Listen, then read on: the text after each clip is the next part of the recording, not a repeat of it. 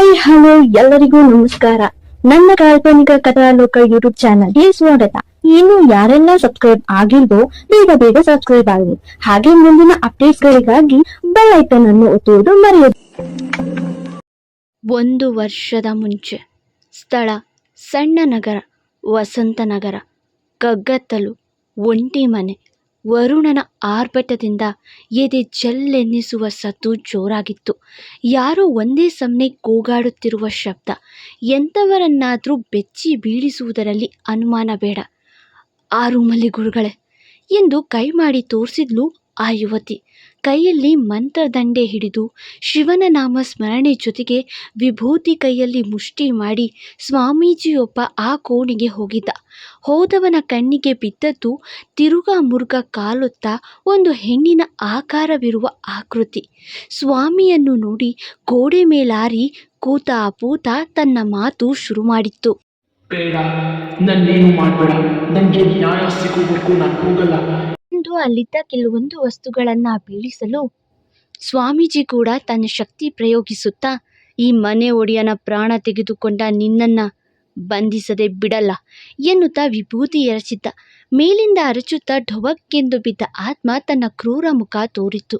ಅರ್ಧ ಮುಖ ಸುಟ್ಟೋಗಿತ್ತು. ಮತ್ತೆ ಕಾಲು ಕೈಯಲ್ಲಿ ರಕ್ತ ಕೂಡ ಎಪ್ಪು ಕಟ್ಟಿದ ಗುರುತು ಹೆಚ್ಚಾಗಿತ್ತು. ನನ್ನ ಬಿಡು, ಸುಮ್ಮನೆ ನಿನ್ನ ಜೀವ ಕಳ್ಕೋಬೇಡ ಎಂದು ಬೆದರಿಸೋ ಆತ್ಮಕ್ಕೆ ಸುತ್ತಲೂ ತನ್ನ ಶಿಷ್ಯರಿಂದ ಸಹಾಯದಿಂದ ಬಂಧಿಸಿ ಒಂದು ಬೊಂಬೆಗೆ ಸೇರಿಸಿ ಅದನ್ನು ಒಂದು ಬಟ್ಟೆಯಲ್ಲಿ ಸುತ್ತಿಕೊಂಡು, ಯಾವುದೇ ಭಯ ಬೇಡ, ಈ ಆತ್ಮಕ್ಕೆ ಮುಕ್ತಿ ಕೊಡಲು ಬರೋ ಅಮಾವಾಸ್ಯೆ ತನಕ ಕಾಯಬೇಕು, ನಾನು ನೋಡ್ಕೊಳ್ತೀನಿ, ಅಲ್ಲಿವರೆಗೂ ಇದು ಆ ಆಲದ ಮರದ ಬುಡದಲ್ಲೇ ಇರಲಿ ಎನ್ನುತ್ತಾ ಅದನ್ನ ಮರದ ಬುಡದಲ್ಲಿ ಅಡಗಿಸಿದ್ದ ಆ ಸ್ವಾಮೀಜಿ. 2021 ವಾತ್ಸವ. ಗಟ್ಟಿ ಮೇಳದ ಕೂಗು ಜೋರಾಗಿ ಕೇಳಿತು. ಎಲ್ಲರ ಮುಖದಲ್ಲಿದ್ದ ಖುಷಿ ಮದ್ವೆ ಹೆಣ್ಣು ಗಂಡಿನ ಮುಖದಲ್ಲಿ ಚೂರು ಮಂಕಾಗಲು ಕಾರಣವೇನು ತಿಳಿಯುತ್ತಿಲ್ಲ. ತಾಳಿ ಕಟ್ಟಿಸಿಕೊಂಡವಳ ಕಣ್ಣಲ್ಲಿ ನೀರು ತುಂಬಿ ಹರಿತಿತ್ತು. ತನ್ನ ತವರು ಮನೆಯನ್ನ ತೆರಳಿ ಹೋಗೋಕೆ ಮನಸ್ಸು ಭಾರವಾಗಿತ್ತೋ ಏನೋ, ನೋವನ್ನು ಒಳಗಡೆಯೇ ನುಂಗಿ ನಿಟ್ಟುಸಿರು ಬಿಟ್ಟಿದ್ಲು. ಅಳಿಯಂದ್ರೆ, ನನ್ನ ಮಗಳನ್ನ ನಿಮ್ಮ ಕೈಗೆ ಒಪ್ಪಿಸ್ತಿರ್ತೀವಿ, ಅವಳನ್ನು ದಯಮಾಡಿ ಚೆನ್ನಾಗಿ ನೋಡ್ಕೊಳ್ಳಿ, ತಪ್ಪು ಮಾಡಿದರೆ ಮನ್ನಿಸಿ, ಅರ್ಥ ಆಗುವಂತೆ ತಿಳಿ ಹೇಳಿ ಎಂದು ವಧುವಿನ ತಂದೆ ಚಂದ್ರಶೇಖರ್ ಗೌಡ ಕೈ ಮುಗಿದು ಕೇಳಲು, ಲೋ ಚಂದ್ರು, ನಿನ್ನ ಮಗಳೇನು ನನಗೆ ಮಗಳಲ್ವಾ, ನಮಗೂ ಹೆಣ್ಮಕ್ಳಿಲ್ಲ ಕಣೋ, ಅವಳು ನಮ್ಮ ಮನೆಯ ಮಹಾಲಕ್ಷ್ಮಿ ಎಂದರು ಮದ್ವೆ ಗಂಡಿನ ತಂದೆ ಶಂಕರ್ರಾವ್. ಹೌದು ಅಣ್ಣ, ರಚನಾ ನಮ್ಮ ಮನೆಯ ಮಗಳಂತೆ ಇರ್ತಾಳೆ, ಚಿಂತೆ ಬೇಡ ಎಂದು ಸಮಾಧಾನದ ಮಾತಾಡಿದ್ರು ಗಂಡಿನ ತಾಯಿ ಸುಜಾತ. ನೀವು ಗೊತ್ತಿರೋರು ಅಂತಲೇ ಅಕ್ಕ ನಮ್ಮ ಮಗಳನ್ನು ನಿಮ್ಮ ಮನೆಗೆ ಕೊಡ್ತಿರೋದು ಅಲ್ವಾ, ಅಲ್ಲಲ್ಲ ಕೊಟ್ಟಿರೋದು ಅಲ್ವಾ ಎಂದು ಸುಜಾತಾರ ಕೈ ಹಿಡಿದು ನುಡಿದ್ರು ವಧುವಿನ ತಾಯಿ ಕಮಲ. ಮಾಮ್, ಟೈಮ್ ಆಯಿತು ಎಂದು ಬಾಯಿ ಬಿಡುತ್ತಾ ಹಾಕಿದ್ದ ಬಾಸಿಂಗ ಪೇಟ ತೆರೆದಿದ್ದ ಮದ್ವೆ ಗಂಡು ಅಜಯ್ ರಾವ್. ಸದ್ಯಕ್ಕೆ ಕಥಾನಾಯಕನ ಹೆಸರು ನೋಟ್ ಮಾಡ್ಕೊಳ್ಳಿ, ಮುಂದೆ ನಿಮ್ಮ ತಲೆಯಲ್ಲಿ ಅಜಯ್ ರಾವ್, ನಿಕ್ ನೇಮ್ ಅಚ್ಚು, ಕ್ಯಾರೆಕ್ಟರ್ ಮುಂದೆ ನಿಮಗೆ ಗೊತ್ತಾಗತ್ತೆ, ಓಕೆನಾ? ಒಂದು ಟ್ರಿಪ್ಗೆ ಹೋಗಿ ಬರುವೆ ಅಂದರೆ ಸಾಕು. ಬೇಡ ಮಗಳೇ, ಅಷ್ಟು ದೂರ ಯಾಕೆ, ನೀನು ಬಿಟ್ಟು ನಾವಿಲ್ಲಿ ಒಂದಿನಾನೂ ಇರೋಕೆ ಆಗಲ್ಲ ಅಂತಿದ್ರಿ. ಅಪ್ಪ, ನಾನು ಬರ್ತ್ಡೇಗೆ ಪಾರ್ಟಿಗೆ ಹೋಗಿ ಬರ್ತೀನಿ, ಇಲ್ಲೇ ಹತ್ತಿರದ ಮಾಲ್ ಅನ್ನಲು.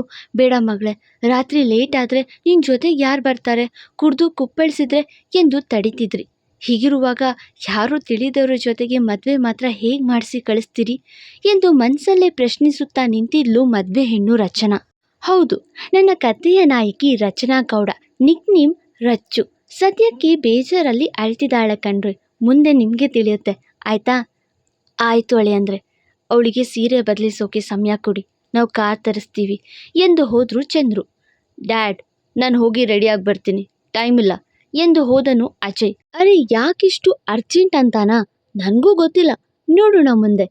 ಸರಿ ಅಚ್ಚು, ಹೋಗು ಎಂದು ಕಳುಹಿಸಿದ ಅಪ್ಪ ಅಮ್ಮ ಏನೊಂದು ನುಡಿಯದೆ ಮುಖಾಮುಖ ನೋಡ್ಕೊಂಡ್ರು. ರೂಮ್ ಒಳಗಡೆ ಬಂದ ಅಜಯ್ ಮೊಬೈಲ್ ತೆರೆದು ಅದ್ಯಾರ್ದೋ ಫೋಟೋವನ್ನು ನೋಡಿ, ನೀನೆಲ್ಲೋದೋ ಏನೋ, ನಾನು ಟ್ರೈನಿಂಗ್ ಮುಗಿಸಿ ಬರುವಷ್ಟರಲ್ಲಿ ನಿನ್ನ ಸುಳುವೆ ಸಿಗದೆ ಹೋಯ್ತು ನನಗೆ. ನೀನಿಲ್ಲದೆ ನನ್ನ ಜೀವವಿಲ್ಲದೆ ಬೊಂಬೆ ಅಂತಾಗಿದೆ. ಹೇಗಿದ್ರು ಕೆಲಸದ ಮೇಲೆ ನಿನ್ನ ಊರಿಗೆ ಬರ್ತಿದ್ದೀನಿ, ನೀನು ಹುಡ್ಕೋ ಒಂದು ಸಣ್ಣ ಪ್ರಯತ್ನ ನಂದು ಎಂದು ಅದ್ಯಾವುದೋ ಊರಿನತ್ತ ಹೊರಳಲು ತಯಾರಾದ ಅಜಯ್. ಇತ್ತ ತಾನು ಹಾಕಿದ್ದ ರೇಷ್ಮೆ ಸೀರೆ ತೆರೆದು ತಿಳಿ ನೀಲಿ ಸೀರೆಗೆ ಬಿಳಿ ಬಣ್ಣದ ರವಿಕೆ ಹಾಕಿ ಸಣ್ಣ ಸರ ಒಂದನ್ನು ಹಾಕಿ ಕೈಯಲ್ಲಿದ್ದ ಬಳೆಗಳನ್ನು ತೆರೆಯದೆ ಸಣ್ಣ ಬಿಂದಿ ಜೊತೆಗೆ ಕನ್ನಡಿ ಮುಂದೆ ನಿಂತಿದ್ದ ರಚನಾ ಕಣ್ಣುಗಳು ಹತ್ತು ಹತ್ತು ಬತ್ತಿ ಹೋದ ದೀಪದಂತೆ ಕಂಡಿತ್ತು. ಮದುವೆ ಆದ ದಿನವೇ ಬೇರೆ ಊರಿಗೆ ಪ್ರಯಾಣ. ಇದೇನು ದೇವ್ರೆ, ಅಪ್ಪ ಅಮ್ಮನನ್ನು ಬಿಟ್ಟು ಹೋಗೋದ್ರ ಜೊತೆಗೆ ದೂರ ಹೋಗೋದು ಮತ್ತೊಂದು ಕಷ್ಟದ ಪರಿಸ್ಥಿತಿ. ಎಲ್ಲ ಹೆಣ್ಮಕ್ಳಿಗೆ ಇದೊಂದು ಶಾಪನೇ ಇರಬೇಕು. ತನ್ನ ತವ್ರ ಮನೆಗೆ ಮುಂದೊಂದು ದಿನ ಭಾರವಾಗ್ತೀವಿ ಎಂದು ನೋಡಿಕೊಳ್ಳುವಾಗಲೇ ರಜ್ಜು, ನಡಿ ಬಂಗಾರ, ಅಳಿಯಂದ್ರು ಕಾಯ್ತಿದ್ದಾರೆ ಎಂದು ಬಂದರು ಅಮ್ಮ. ಆಯ್ತಮ್ಮ, ತಯಾರಾದೆ ಎಂದು ಬ್ಯಾಗ್ ಹಿಡಿದು ನಿಲ್ಲಲು, ಕ್ಷಮಿಸು ಮಗಳೇ, ಅನಿವಾರ್ಯ, ಅಳಿಯಂದ್ರು ಊರಿಗೆ ಹೋಗಲೇಬೇಕಂತೆ, ಇಲ್ಲ ಅಂದಿದ್ರೆ ನಮ್ಮ ಕಣ್ಮುಂದೆ ಇರ್ತಿದ್ದೆ ಅಲ್ವಾ ಎಂದರು. ಅವರ ಮಾತಿಗೆ ಕಿವಿ ಕೊಡದೆ ಬ್ಯಾಗ್ ಹಿಡಿದು ಕೂದಲನ್ನು ಕಿವಿ ಹಿಂದೆ ಸಿಕ್ಕಿಸಿಕೊಂಡು ಸೀದಾ ಹೊರಗಡೆ ಬಂದು ನಿಂತಳು ರಚ್ಚು.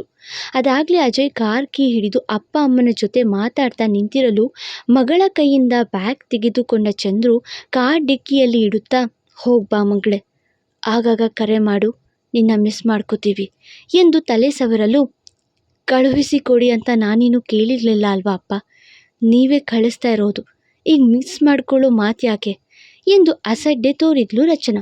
ಮನಸ್ಸಲ್ಲಿ ಅಪ್ಪ ಅಮ್ಮನನ್ನು ಬಿಟ್ಟು ಹೋಗ್ತಿರುವುದು ಸಹಿಸೋಕೆ ಆಗದೆ ಈ ರೀತಿ ನುಡಿದಿದ್ಲೋ ಏನೋ. ಪಾಪ, ಅವಳ ಕಣ್ಣಲ್ಲಿ ಅದೆಷ್ಟೋ ಕನಸುಗಳು ನಾಶವಾದಂತೆ ಸಾರಿ ಹೇಳ್ತಿತ್ತು. ಹಾಗೆ ಕಂಪನಿ ಉಕ್ಕಿ ಬಂದಿತ್ತು. ಓಕೆ, ಲೆಟ್ಸ್ ಲೀವ್ ಎಂದು ಡ್ರೈವ್ ಮಾಡೋಕ್ಕೆ ಸೀಟ್ ಹೊಕ್ಕಿದ್ದ ಅಜಯ್. ಅವನ ಪಕ್ಕದ ಸೀಟ್ ಅವಳಿಗಾಗಿ ಕಾಯ್ತಿತ್ತು.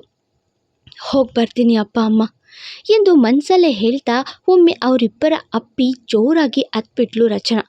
ಅವಳ ಕಣ್ಣುರಿಸಿದ ಚಂದ್ರು, ಅಳಿಯಂದ್ರು ಕಾಯ್ತಿದ್ದಾರೆ ಮಗಳೇ ಎನ್ನಲು ಕೋಪದಲ್ಲಿ ಏನೊಂದು ನುಡಿಯದೆ ಡೋರ್ ತೆರೆದು ಧಡಕ್ಕನೆ ಕೂತಳು. ಬಾಯ್, ಹುಷಾರು, ಅಲ್ಲಿಗೆ ತಲುಪಿದ ಮೇಲೆ ಕರೆ ಮಾಡಿ, ಮುಂಜಾನೆ 4ಕ್ಕೆ ಅಲ್ಲಿರ್ತೀರಾ ಎಂದು ಅಪ್ಪ ಅಮ್ಮ ಹೇಳುವಾಗಲೇ ಗಾಡಿ ಶುರು ಮಾಡಿದ್ದ ಅಜಯ್. ಬಾಯ್ ಎಂದು ಕೈಯಲ್ಲಿ ಸನ್ನೆ ಮಾಡ್ತಾ ಮುಂದೆ ಸಾಗಲು ಕಿಟಕಿಯಲ್ಲಿ ಅಪ್ಪ ಅಮ್ಮನ ಮುಖ ನೋಡಿ ಕಣ್ಣೀರಾಕಿದ್ಲು ರಚನಾ. ಇವರು ಅದೆಲ್ಲಿಗೆ ಪ್ರಯಾಣ ಬೆಳೆಸ್ತಿದ್ದಾರೆ ನೋಡೋಣ ಮುಂದೆ. ರಾವ್ ಗೆಸ್ಟ್ ಹೌಸ್, ಇದು ನಮ್ಮ ಹೀರೋ ಮನೆಯವ್ರದ್ದೆ. ನೋಡಲು ಸುತ್ತ ಹಸಿರಿನ ವಾತಾವರಣ, ಹಸಿರಿನ ಮಧ್ಯೆ ಬೆಳೆದ ಹೂವಿನಂತೆ ಕಾಣುವ ಹೋಮ್ ಸ್ಟೇ ಅದು. ಸುತ್ತಮುತ್ತ ಯಾರೂ ಕಾಣದ ಜಾಗ. ಪೂರ್ವಕ್ಕೆ ಒಂದು ನದಿ, ಪಶ್ಚಿಮಕ್ಕೆ ಒಂದು ಶಿವನ ದೇವಸ್ಥಾನ, ಉತ್ತರಕ್ಕೆ ಮಾರ್ಕೆಟ್ ಕಾಣುವುದು, ದಕ್ಷಿಣಕ್ಕೆ ಒಂದು ಸ್ಮಶಾನ. ಮನೆಗಳು ಕಡಿಮೆ ಆ ಕಡೆ. ಯಾವ ಜಾಗ ಅಂತೀರಾ? ಸಣ್ಣ ನಗರ, ಅದೇ ವಸಂತಪುರ, ನನ್ನ ಕಲ್ಪನೆಯ ಊರು. ಮನೆ ನೋಡಲು ಹೊರಗಡೆಯಿಂದ ಎಷ್ಟು ಚೆಂದ ಇತ್ತೋ ಒಳಗಡೆಯಿಂದ ಅದ್ಭುತ ಬಿಡಿ. ಒಳಗಡೆ ಒಂದು ಸ್ವಿಮ್ಮಿಂಗ್ ಪೂಲ್ ಎದುರಿಗೆ ಕಾಣುವುದು. ಅದನ್ನು ದಾಟಿ ಒಳಗಡೆ ಹೋದರೆ ಎಡಕ್ಕೆ ಅಡುಗೆ ಮನೆಯಾದರೆ ಬಲಕ್ಕೆ ಡೈನಿಂಗ್ ಹಾಲ್, ಹಾಗೆ ಮುಂದುವರೆದರೆ ಒಂದು ಮೆಟ್ಲು. ಅದನ್ನು ಏರಿ ಮೇಲೆ ಹೋದರೆ ಸುಮಾರು 3 ಕೋಣೆಗಳು, ಒಂದಕ್ಕಿಂತ ಒಂದು ದೊಡ್ಡದು. ಸುಮಾರು 30 ಜನ ಉಳಿಯುವ ಹೋಮ್ ಸ್ಟೇ ಅದು. ಆದರೆ ಈಗ ನಮ್ಮ ಹೀರೋಯಿನ್ ಅಷ್ಟೇ ಉಳಿದ್ರೆ ನಿಭಾಯಿಸುವುದು ಕಷ್ಟನೇ. ಮೇಲೆ ನಿಂತು ನೋಡುವ ಕಣ್ಣುಗಳಿಗೆ ಆಕರ್ಷಿಸುವುದು ಮರಗಳು. ಅದರಲ್ಲೂ ಒಂದು ಆಲದ ಮರ ಇಷ್ಟು ದೊಡ್ಡದಾಗಿ ಹರಡಿತ್ತು ಅಂದರೆ ಅದರ ನೆರಳು ಮನೆಗೆ ಹೆಚ್ಚು ತಂಪು ತಂದಿತ್ತು. ಆದರೆ ಆ ಮರದಲ್ಲಿ ಅದ್ಯಾವುದೋ ಜೀವ ಇನ್ಯಾರಿಗೋ ಕಾಯ್ತಿತ್ತು. ಮುಂದೆ ಮೊದಲ ಹಾರರ್ ಸ್ಟೋರಿ ಯೂಟ್ಯೂಬ್ನಲ್ಲಿ ಹಾಕ್ತಾ ಇದ್ದೀನಿ. ನಿಮಗೆ ಯಾವ ರೀತಿ ಅನಿಸುತ್ತೆ ಅಂತ ನಂಗೆ ಗೊತ್ತಿಲ್ಲ. ಇದು ನನ್ನ ಮೊದಲ ಟ್ರೈ. ನಿಮ್ಮ ಅಭಿಪ್ರಾಯಕ್ಕಾಗಿ ಕಾಯ್ತಾ ಇರ್ತೀನಿ. ಇದೇನು ತುಂಬ ಹಾರರು ಅಲ್ಲ, ಹೀಗಾಗಿ ಇದೊಂದು romantic thriller horror love story ಅಂದರೆ ತಪ್ಪಾಗಲ್ಲ. ಖಂಡಿತ ತುಂಬ ಇಷ್ಟ ಆಗುತ್ತೆ. ತಪ್ಪದೇ ಚಾನಲ್ನ ನೋಡ್ತಾ ಇರಿ. ಈ ಕಥೆನ ಕೂಡ ಬೇರೆ ಕಥೆಗಳಿಗೆ ಕೊಟ್ಟಂಥ ಪ್ರೋತ್ಸಾಹನ ಕೊಡ್ತೀರಾ ಅನ್ನೋ ಧೈರ್ಯದ ಮೇಲೆ ಶುರು ಮಾಡಿದ್ದೀನಿ. ನಿಮ್ಮ ಅಭಿಪ್ರಾಯಕ್ಕೆ ಕಾಯ್ತಾ ಇರ್ತೀನಿ. ದಯವಿಟ್ಟು ಪ್ರೋತ್ಸಾಹಿಸಿ. Thank you so much. ಮತ್ತೆ ಸಿಗುವ. ಫಾಲೋ ಮಾಡಿ ಕಾಲ್ಪನಿಕ ಕಥಾಲೋಕ. ಮತ್ತೆ ಸಿಗುವ.